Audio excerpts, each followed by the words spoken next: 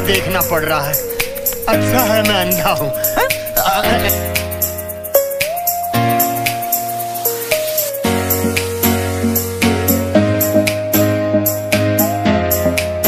मजा आया।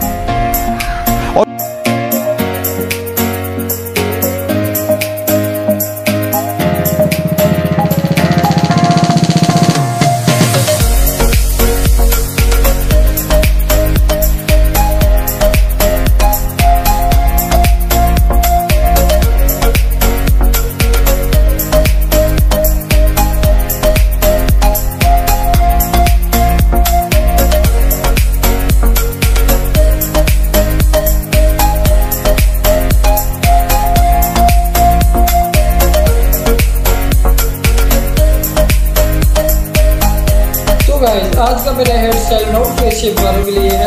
अगर आपका फेस शेप राउंड है तो आप ये हेयर स्टाइल अपने बालों पर भी अप्लाई कर सकते हैं, बिकॉज ईद भी नज़दीक है। सो फर्स्ट प्रायोरिटी आपकी यही होगी कि हमारा हेयर स्टाइल अच्छा बने।